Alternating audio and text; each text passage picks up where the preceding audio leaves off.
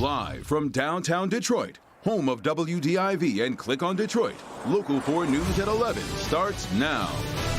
Tonight, cases of the coronavirus on the rise in Michigan, including new cases here in Detroit. It's clear we've moved to a different stage. In Washington, the president declaring a national emergency, capping a week of extraordinary changes. The next 8 weeks are critical. We can learn, and we will turn a corner on this virus. In the past 24 hours, coronavirus cases in Michigan have more than doubled, going from 12 to 25. Of the new cases being reported tonight, we have our first patient now in Macomb County, a man with a history of traveling internationally. There is also another case in the city of Detroit, a woman also with a history of international travel as well. That brings the number of cases in in the city to 2. A number that Mayor Duggan expects will increase very soon. In Bay County, a physician at Covenant Healthcare in Saginaw has tested positive. He was exposed during an out-of-state ski trip and told the health department once he found out about the exposure, he stopped working immediately, underwent testing, and went into home quarantine. He also told the health department he never had symptoms and only felt a little achy after his trip. And that's a physician who knew clearly what to do. As we get new cases across the state, Governor Whitmer has put new restrictions in place on facilities like hospitals and nursing homes. Mara McDonald is live at Detroit Receiving Hospital in Mara. Things are changing. They're starting tomorrow morning. That's right, Kimberly. The executive order that the governor signed tonight says this. All healthcare facilities, including residential care facilities, congregate care facilities, as well as, and she's including juvenile detention facilities in this, no visitors unless they are there to provide medical treatment or they are there in a caring, supportive role, like somebody who would clean, somebody bathe somebody, feed somebody. However, if these are if it's an emergency situation, or if it's an end-of-life situation, accommodations can be made. Schools are closed, businesses are shifting workers to work remotely. The governor has put an order in place that will not allow gatherings of 250 or more at a time, all in an attempt to flatten the curve of this virus. We have to be prepared that the number of diagnosed COVID-19 cases is going to grow dramatically in the coming weeks and months. And winning the battle means slowing the growth. Right now, we have confirmed cases in Wayne, Oakland, and for the first time, Macomb. Health department's on it. They're working with the state, working with the individual, trying to locate people that may have come in contact with them. The standard protocol that you would go through to try to warn everybody to, pay attention because we came in contact with somebody that tested positive. There are 25 confirmed cases statewide. The state is waiting on results from 26 other tests, and 205 people have tested negative. The state has also set up a coronavirus hotline similar to what Beaumont has set up.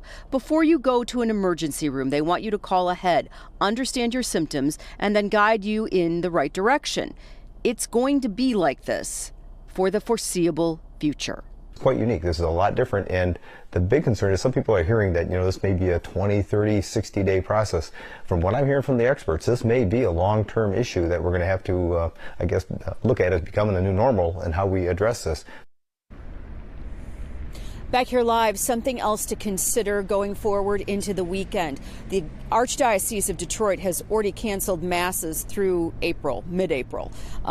Other houses of worship have decided to do the same thing. So best check before you head out, because more than likely your service has been canceled. We're at Detroit Receiving Hospital tonight. I'm Mara McDonald, Local 4. All right, Mara, we appreciate it. Well, President Trump, as we mentioned, declaring a national state of emergency. That frees up federal funding. He's also promising millions of test kits will soon be available. And late tonight, the president and House Speaker Nancy Pelosi announcing a deal has been reached on a coronavirus relief package that would include free testing. Chris Pallone is in Washington with the latest. After a day of tense back-and-forth negotiations, House Speaker Nancy Pelosi told her party's members in a letter that a deal has been struck with the White House to help Americans affected by the coronavirus pandemic. Pelosi says the bill ensures free coronavirus testing for everyone who needs to be tested, even the uninsured. What we wanted to do is to say we understand in the hospitality industry and the energy cycle industry, the airline industry, and that there are big losses, but we put families first. The bill provides 2 weeks of paid sick leave for workers, strengthens government food assistance programs, and adds federal funds to Medicaid to ensure states have the resources to treat their sick. In a Friday night thread, the president tweeted his support, encouraging all Republicans and Democrats to come together and vote yes. The deal followed Friday's White House declaration of a national state of emergency. I am officially declaring a national emergency. Two very big words. The action I am taking will open up access to up to $50 billion. The president, calling on hospitals to enact emergency preparedness plans, said the government is partnering with private companies to increase coronavirus testing, with the goal of setting up drive-through test sites like other countries have done. The goal is for individuals to be able to drive up and be swabbed without having to leave your car. The government action comes as coronavirus cases have topped 2,000 across the country, and state and local officials have started banning large groups from gathering, closing schools, and canceling events, an attempt to slow the spread of a global pandemic. Chris Pallone, Local 4. And despite Governor Whitmer's ban on all events of more than 250 people, casinos in Michigan will not be closing. Interesting. That is not the case everywhere. In both Illinois and Rhode Island, they are forcing casinos in their states to suspend operations. But Motor City Casino released a statement saying it is taking extra precautions by, and here's the quote, creating 10 distinct areas in which we can limit capacity to 250 people or fewer in a designated area at one time, per the governor's executive order. It goes on. This includes constructing temporary walls to section off various areas of the casino floor and utilizing casino personnel to monitor these areas. Now, with the district closed the next 3 weeks, today, Detroit Public Schools announced it will continue to offer breakfast and lunch to its students Monday through Friday. Beginning on Wednesday, students can pick up breakfast from 8 a.m. to 10:30 a.m. Lunch pickup will be from 10:30 a.m. to 1 p.m. Students will not be allowed to enter school during meal pickups. And with schools statewide closed through April 5th, movie theaters could become a popular destination the next few weeks. But should parents be concerned about their children going to movie theaters? Victor Williams at the Royal Oak Imagine tonight with the precautions the movie theater chain is taking to try to keep everyone safe. Nowadays, with the coronavirus going around, major events might be out of the question. But the owners of this movie theater, they want you to still enjoy the simplicities of seeing your favorite films up on the big screen. Welcome to Imagine. 2 for Emma. Absolutely. Looking around Imagine Theater, it might seem like another day at the movies. But from now on, you'll notice several cleaners working around the clock to make sure you're comfortable amid the outbreak of the coronavirus. All the seats are being wiped down with an EPA-approved disinfectant. CEO Anthony Laverde says all locations will be following WHO and CDC guidelines, hopefully making it easier for customers to get away. Going to the movies is a period of escapism.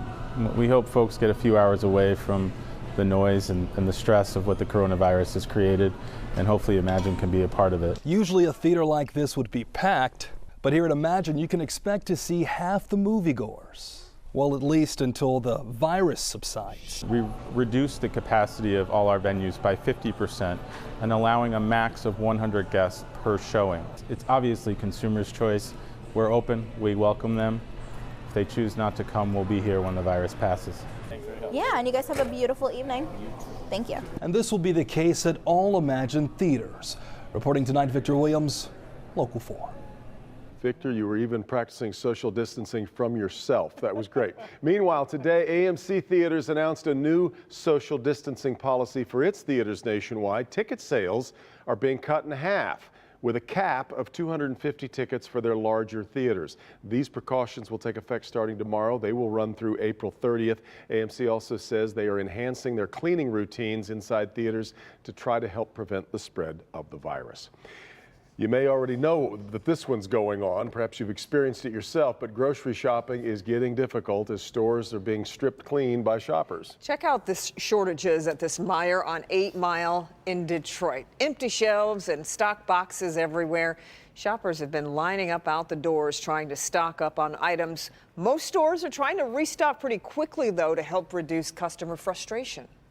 We just got to stock up, and I figure it's better get a couple things before the crowds get really insane. Couldn't get a cart, finally found one. When I walked in, the line for people to pay is wrapped all the way around to the extreme other side of the store.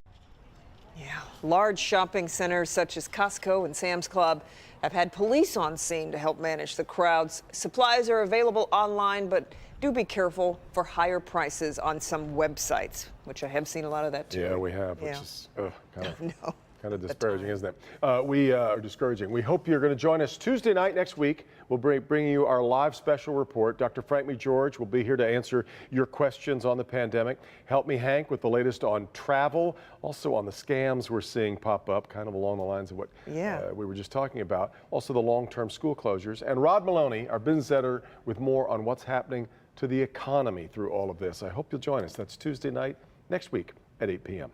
All right, still ahead, major internet providers changing their service during the coronavirus pandemic. But companies like AT&T and Comcast are doing differently to try to help customers get through it. Also, the European travel ban set to take effect at midnight tonight. The specifics of that ban, what they mean for Americans, also new restrictions on major cruise lines to tell you about. Andrew? And Kimberly and Devin, after a chilly day today and quite windy, is now getting colder with temperatures in the 30s, close to freezing in Ann Arbor. Winds will be dying down as we go through tonight and into tomorrow. We'll talk about the weekend forecast and your 7-day forecast in minutes. It's 4 o'clock and we're here. But our coverage is everywhere. And no matter the weather, bringing you special moments from across the metro area. And trending stories you'll want to share. We're live from Detroit, first at